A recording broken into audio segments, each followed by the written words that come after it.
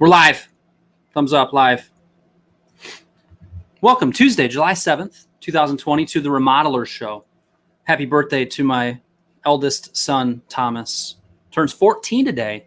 Had to juggle around my schedule a little bit because my wife has two of our kids at swim lessons. The other two older ones are at home. And boy wonder, who turns 14 today, wanted Panda Express for lunch. Oh, to be 14 and can just eat whatever you want and it not affect you. So I delivered that, and I raced back here to be live with you on the Remodelers Show. Why am I doing this show? I'm doing this show because marketing is about building know, like, and trust. It's about delivering value. The way I like to run my business is to give value, give value, give value. Occasionally ask. All right, Gary Vaynerchuk has a thing called jab, jab, jab, right hook. You jab, you give, you give, you give. Occasionally you take a right hook and say, hey, here's something that I offer. You don't get upset if they don't take it. You just keep delivering value. And it's what I've kind of made this the foundation of my business for the last 12 years. And I hope you're enjoying the show. I'd love to continue to hear feedback from you on what you like. I did get some feedback on, hey, some trivia. So I incorporated that in today's show. And then I'm working on a few guests to bring in a few guests. Here is an intro from my friend and client, Colin Heron. It's a bit of a lengthy, solid, you got to pay attention intro. Here it goes. This is Colin Heron of Greenwald and BC in Mount Pleasant, Michigan. This is the Remodelers Show, hosted by the Guru of Gab, a man who will call it like it is. As an outliner of the obvious and executioner of the excuses. Yes. Counsel to those adverse to accountability through assemblage of one's strengths will remodel your business and reclaim your personal life. My friend, my counsel, Kyle Hunt. Ooh. I mean, he put some effort into that. Guru of Gab, okay. Call it like it is, cool. Outliner of the obvious. A lot of what I teach is pretty practical. Executioner of the excuses. Let's stop making excuses. We don't have time. It's too hard. I've tried that. Let's keep working towards it. Counselor to those adverse to accountability. Accountability is important. We all need accountability. Who are you accountable to? Do you have people in your life who are able to provide that for you? There you go. And remodel your business to reclaim your personal life. Love it. I'll tell you more about Colin later, but thank you for the effort you put into that intro. If any of you would like to do an intro to the Remodelers Show, here's the format. Welcome to the Remodelers Show with your host, Kyle Hunt. And then say something funny about me or some comment about me and say, enjoy, or something like that. Or go back and listen to previous ones, but I would love to get some intros from you. All right. We're going to start with this. Around the Interweb. This is something that I printed out after I had read it. It's by Michael Hyatt. Michael Hyatt was a executive at a big book publisher. He's now just a coach consultant. He does a lot around time management and managing your team. And I follow him on Facebook. He wrote this. When I speak publicly, I often ask how many people believe in the power of written goals. Every hand shoots up. Yet, when I ask how many of them have written goals for this year, very few hands go up. This always surprises me, given the fact that most people know intuitively, and research has proved, that those who write their goals down accomplish significantly more than those who do not write their goals. Some of this, I suppose, is just inertia, but from years as a corporate executive, business coach, best-selling author on the topic of goal achievement, I know that most people just have never been taught how to write effective goals. So the thought here is when we have goals, when we write them down, they are more likely to happen. And I wanted to bring that up and also just share the quick 5 tips that Michael has on how to write effective goals. Number 1, keep them few in number. Productivity studies show that you really can't focus on more than 5-7 items at any one time. Fewer is better. I've noticed that in my own business, fewer things to focus on. I noticed that when I coach clients. Second idea around how to write effective goals. SMART, make them SMART goals. Smarter the better. Specific, measurable, attainable, realistic, time bound. When you write that down, it should be those things: specific, measurable, reasonable, time bound, and attainable. Number 3, write them down. When you write something down, you are stating your intention and setting things into motion. Number 4, review them frequently, whether that be daily, weekly, monthly. Review your goals frequently. And number 5, share them selectively. Do you have a mentor? Do you have a mastermind group? Do you have a business partner? Who can you selectively share your goals with to help you with that accountability that Colin mentioned in the intro? So that is the segment called Around the Interweb. It's a great time. I mentioned this yesterday as we enter the second half of the year. It's a great time to write some goals out, to make some goals. There's some tips on how to do it well from Michael Hyatt. And also make sure you don't have the goals in your brain and in your head. Write them down. All right, moving on to the next section. Let's get some insight from a coaching call. This is a call that I had yesterday with one of my clients. And he had started the meeting by saying, I just had an interview with a new lead carpenter. And I said, well, that's cool. And what I normally immediately ask after that is, how did they find out about you? How did you hear about them? Right? It's hard to find good people. This happened to be kind of a longtime acquaintance, friend. They attend church together. They run in similar circles, but have never done business together or any kind of employer-employee relationship. And he said, Kyle, the time that he reached out to me is after he saw a post that I made on Facebook that showed how we took Friday off. And the whole team didn't work on Friday, got paid, by the way, but didn't work on Friday. And we just had a fun time out on the boat on the lake. And he saw that picture, and he is dealing with stress, working too many hours, an employer who doesn't value him. And he saw that you work hard and you play hard, and that company culture that my client works very hard to achieve is very attractive to him. So one thing out of this is, are you doing anything fun with your team? Is it an enjoyable place to work? Continue to look into that. Continue to think of how you continue to do that. Also, listen to a podcast that I just recorded with Ben Horning, I think is his last name. Sorry, Ben. Can't remember for sure your last name, but remodelersontherise.com. There's a podcast that we just recorded, very interesting take and interesting content related to company culture. Remodelersontherise.com, and you can find it. The other thing that I hear in that whole story is actually posting pictures of the fun event. I think he posted it on the business page. I think he posted it on his personal page, but actually showing that we do fun things. That is what really jumped out to this prospective employee. And then the other thing is, through this interview, my client got to know a lot of the pain points that this potential lead carpenter employee is experiencing right now. And just like you work hard to convert a prospective remodeling prospect into a paying client, a paying project, you do so much to convert them from prospect to client. You similarly need to approach recruiting team members and recruiting employees with similar gusto. He needs to sell this guy on the benefits of working for his business. He needs to remind him of the pain points he's currently at. He needs to sell it. So don't underestimate the importance of company culture and sharing what you do in that department, how it can jump out at people who are just not experiencing that in their current place they're employed. So that is from a coaching call. And I think there's some good reminders in there. I hope you like that. I hope you like it. All right. We got some comments flowing in. Happy birthday, Thomas. Yes, thank you. I do like the new agenda being posted. Well, Rhonda, I 5P'd today. Proper preparation prevents poor performance. So under the Facebook post that I made, I said, hey, I'm going to cover these things. Sometimes I don't 5P. You know why I 5P today? Yesterday, getting back in the swing of things, I kind of was organized for the Remodelers show, but in the middle of it, I'm like, I should have prepped a little bit more. I could have had this a little bit more organized.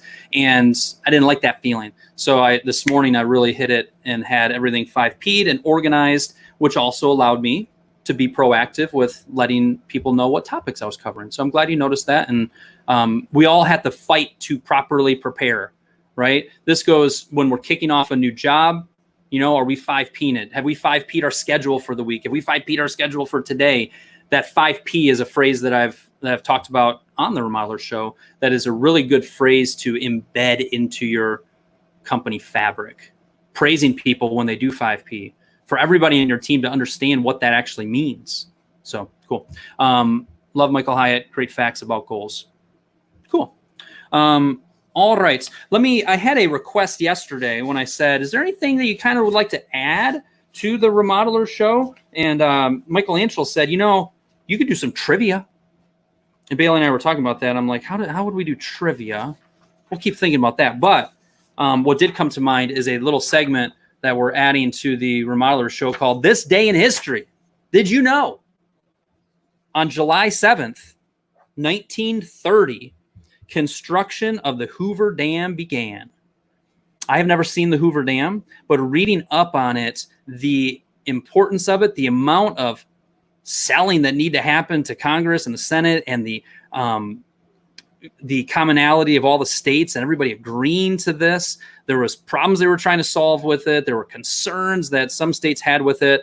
Herbert Hoover, who happens to be the namesake of the Hoover Dam, was really the push behind it. And when he became president is when he got it into reality. The other fun fact about the Hoover Dam, 20 plus years in preparation and design. But once preparations were made, the Hoover Dam's construction sprinted forward. The contractors finished their work 2 years ahead of schedule and millions of dollars under budget. Who would have thunk it? Today, the Hoover Dam generates enough energy each year to serve over 1 million people. It's a monument to collective genius exerting itself in community efforts around a common need or ideal. Need some more of that in the country. But 2 years ahead of schedule and millions of dollars under budget. Very similar to all of your remodeling projects you guys are working on. Haha, fun. I would just take that moment to remind us, though, keeping a project on budget and on schedule. The biggest key that I know of to do that is getting back to 5P. Proper preparation prevents poor performance. The more time, energy, effort, work we put into the planning and making the selections and finalizing all of the details on the project before you ever touch that actual job site and start the demolition is the biggest key. Correct me if I'm wrong in the comments, feel free, is the biggest key to keeping a project on time and on budget. It takes a lot of work to get all of those selections done up front, but it's such a key to just overall client satisfaction and giving your client a remarkable experience. So maybe that'll be just a good reminder for you. And if that's like, oh, that's good, I need to put some effort towards that, think of one way that you can improve keeping your projects on time and on budget. Or think of one way that you could put a little bit more oomph and effort behind planning and getting selections and getting all that worked out before the job starts. Okay. All right. So thank you, Michael, for that recommendation of This Day in History. I had Bailey work on some different things for the week, and her response was, well, I found this one on the Hoover Dam, but it's a pretty dark week in history. There's a lot of heavy stuff, so we might not bring that up each day. But one other fun fact about today is that it is National Father-Daughter Take a Walk Day. It is National Father-Daughter Take a Walk Day. So for all you dads watching this, grab that daughter of yours, take her on a walk, because that's what day it is. All right, let's keep on trucking here. It's time for a reminder to help you improve your sales process. Okay, little sales process reminder. When you are presenting your design or your proposal or your detailed proposal, here's a few things to consider, a few reminders. One, the 5P thing came up because, Rhonda, you mentioned that I had 5P'd a little bit. I actually wrote it on here. First thing, 5P, proper preparation prevents poor performance. Are you prepared and ready to go? You're presenting your design for the first time. You are presenting your detailed proposal to that prospect. Are you prepared and ready to go? Are you in the right mindset? You know, we've got a lot of distractions. You have, especially as remodelers, you have a lot of things coming at you. To be in the right mindset is such a huge thing. Maybe that means turning off your phone. Maybe that means listening to your favorite song. Maybe that means I just got to take a breath, get my mind straight on who I'm talking to, remind me of all the details that I know about these folks, why we have designed it this way. That is such a key to performing well. So that's a reminder. Another reminder, I got 4 reminders. That was number 1. Number 2 is when you talk to this prospect, when you sit down in front of them early in the conversation, words such as what we want to accomplish at this meeting is fill in the blank. Maybe there's 2 things. Maybe there's 3 things. Maybe there's 1 thing. Give them that upfront contract, as Sandler Sales Training says, refers to it as. Number 3, review the process. Make sure as you are going through any part of the remodeling process with your prospect or with your client that you remind them of where you've been, where you currently are, and what the next step or 2 are. So when you're presenting the design, presenting the proposal, which is where I got your mind on these, let's talk what we've accomplished so far. So we've done this, we've done that. Now where we're currently at is this. And then I just wanted to remind you what the next step in our process is after this is blah, blah, blah, finalizing, edits, etc. And then the 4th tip related to this during this little sales process moment of the Remodeler Show is be excited about their project to keep them excited about working with you. That energy that you bring to this meeting, that excitement level that you present the design with, that you talk about your team with, that you're excited about the transformation that we're going to have on their project goes a long ways. So there's a few tips related to the sales process. I thought it was good as well. All right. Is there anything in the old Ask Kyle Anything? Hi to all you people watching live. Let's get a little active in the comments. Any questions out there for me? Anything you'd like me to answer for you today? For all of you people watching the replay, which is the majority of you, as you're watching the replay, write some comments in there because I'll still see them afterwards and I can bring them up at the next Remodeler Show. I also thought it was funny because I focused on the number and I was like, all of you people watching, and right after I got done saying that, somebody signed off. They're like, oh, can he see who it is? I can't see who it is, but all right. Let me know if there's any questions. I want to keep on a cruising here. I wanted to bring your attention to a free resource.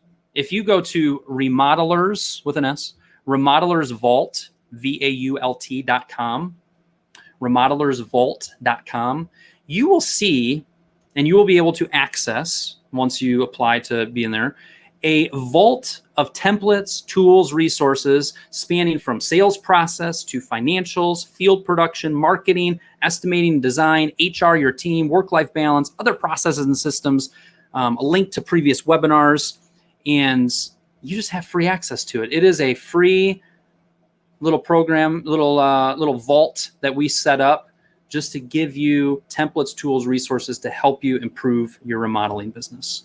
So when you click in the sales process, you're going to see a nice template that you can use for the initial email between that first phone call and the in-person meeting. A project discovery sheet so you're not pulling out a blank sheet of paper. Little script that you can use for your thank you card that you send after the initial in-person meeting.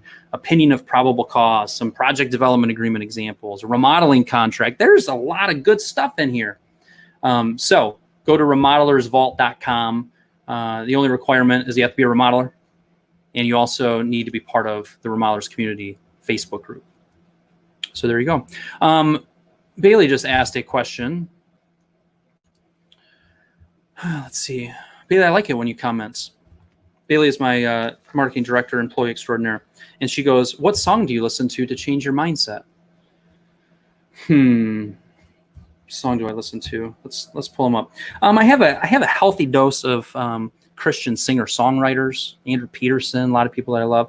But I would say if I really want to change my mindset, this is a classic. She's just a girl and she's on fire. I mean, that's a classic. What else do I got in here? The Arcadian Wild, big fan of them. I got Bare Naked Ladies in there, a couple songs from them. Ben Rector is somebody I listen to a lot. I know it's embarrassing to have. She's just a this song at the ready at the top of my iTunes when I get asked a random question, but it's a good jam. Whoops. Okay, you can't go wrong with Alicia Keys. I agree.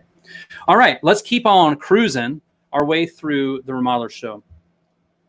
Marketing Minute. So this is related to what makes you different. Just a little bit of teaching related to what makes you different. If you look the same, talk the same, and act the same as all of your competitors, or if I as a homeowner am deciding between you and option B, and you look, talk, and act the same, the only decision I really have to make is, and the only way I'm going to make my decision, again, look, talk, and act the same, I'm just going to go with the lowest price. Who's the cheapest? Everything's the same. Might as well go with the lowest price. That's the only differentiator. Price is a terrible place to compete. There's always someone willing to go out of business sooner than you. It's funny. Forgot that I have the ability to get laughter. So we need to differentiate. We need to build up the value in what we offer. So a couple thoughts related to that. Ask your clients, what do we do that others don't? If there's one word that best describes us, what would it be? Your clients have already been through your process. They've already built know, like, and trust. They know you as well, if not better, than anybody else. So to find some trusted clients and ask them, what do we do that others don't? If there's one word that best describes us, what would it be? What makes us different is a really effective place to go to uncover some of these points of difference. And then you just think about it. Is it, prompt and remarkable communication? Is it related to some of what we talked about earlier of delivering a project on budget or on schedule? Is it related to, a clean job site that your family can live around? Is it related to detailed specifications and our upfront planning or design process? What are the 4 or 5 things that really make you different? Oftentimes they're not earth-shattering things, but nobody actually writes them down. Nobody numbers them out 1 through 5. Nobody names them your 5-point promise, your 4-point pledge, your 5 keys of excellence, and says, these are our key points of difference. So that's just a quick little marketing minute. And it's related to identifying and thinking through what makes you different. And some of the deliverables at the end of that is to create a sheet that says our difference at the top, or that you name, like a 5-point promise. And that's a page on your website. That's something that you can be bringing up during your sales process. It's a tool and a marketing tip technique that has been effective for a lot of my clients. All right. Cool. Let's keep on cruising. I want to tell you more about the gentleman who did today's intro. Let Kyle tell you about a remodeler on the rise. Colin Heron with Greenwald and BC did the illustrious intro today. And I want to just share a few things about him that hopefully also can impact you or help you. A couple things I wrote down. He's just a true professional and expert. He knows his craft, and it's come through years and years of hard work and dedication to this industry and his craft. The foundation, when I think of his business and Colin's business, is just doing excellent work on all of his work. Finding a team that can follow that, can deliver at a very high level. That's a reminder to all of you guys to build a successful and solid foundation of a remodeling business. That foundation is set based on delivering a great experience to your clients. That is job number 1. You've got to give them a great experience. You have to excel at the experience and the end result you're delivering. When you have that in place, the marketing, the sales process, the referrals, the strength of your business grows from that. And Colin's been very diligent and purposeful with that. He cares about our industry and has invested countless hours in supporting it from a local, state, national level. He has served on the NHB in big ways. And that anytime I see any of my clients who get involved on the local, state, national level, yes, it's an investment in our industry. Yes, it's a time commitment. But there's definitely it's not a, what's the word I'm looking for? It's not happenstance. It's not the word I was looking for, but same kind of meaning. It's not happenstance that they also tend to be in that top 10, 15% of all remodelers out there. Because you through the networking, through understanding our industry deeper, through just givers gain, the more you give, the more you get back.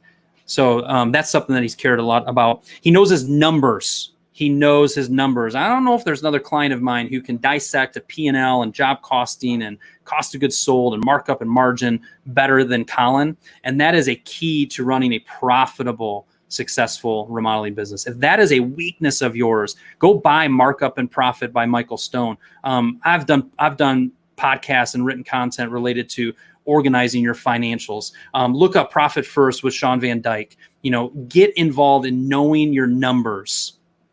It's critically important. It's something that Colin has done a great job of. He's invaluable during the COVID and the PPP. This is more just a thank you, Colin, for digging into that. Two more things. The value of getting around like-minded people. He's part of one of my Remodeler Circle mastermind groups. A little reluctant at first to get involved in it, I think he would say. Took him a little bit to kind of open up, to develop those relationships. And now he's just such an integral member of it. And all of us need, whether it's mentors, whether it's coaches, whether it's a group of fellow non-competing remodelers who you can just really share with and get to know and help, and for them to help you, it is a huge springboard to helping you in your career. Look at Remodelers Advantage. Look at Builder Remodeler 20 groups. I've seen it with my Remodeler Circle groups. It's such a shortcut sometimes to really continuing to improve your business, and Colin has done that. And also, the last thing I would put is bigger isn't always better. And we've been working on this with Colin of just, how big of a business do we want to grow? What is the right size? How do I serve clients well? What's my sweet spot there? That's something that I think a lot of you as remodelers, frankly, as business owners, even I think the same thing. How big is big enough? What is my actual goal here? Versus just letting all the business come to us and just happenstance. There I go. Happenstancing it. How about we plan for what size we want to be, what type of work we want to take on, the team we want to build, and get good at saying no to non-ideal work. And knowing that there's a sweet spot in there that allows for better work-life balance, that allows for better profits and reduced stress. So that's something Colin's been working on. And there you go. Thank you for the intro today, Colin. Yes. All right. Now we're going to get into the final home stretch here. We got a couple things here. One being... Wondering what Kyle actually does? Some of you might. Here's how he can help. I just want to mention remodelersautopilot.com. Had a sign up yesterday for Remodelers Autopilot. Had another person that I had a good conversation with that I think is going to sign up for it. In both of those cases, they have been running remodeling businesses for years. And in both of those cases, unless they accidentally, by happenstance, that's the word of the day, accidentally ran into somebody at a grocery store, if I did a project with them 2 years ago, I haven't heard squat from them since then. And both of them realize, staying in touch with my previous clients, my most valuable marketing asset, is important. And Remodelers Autopilot makes that affordable, easy, simple. And you can try it for $1. Go to remodelersautopilot.com. That's one of the ways that I can help. All right. It's the 2-minute warning. 2-minute warning. What did we learn today, my friends? What did we learn today? Feel free to type in what you learned today or your takeaways from today's show in the comments. And I'm going to review my list to see what would be my kind of final takeaway.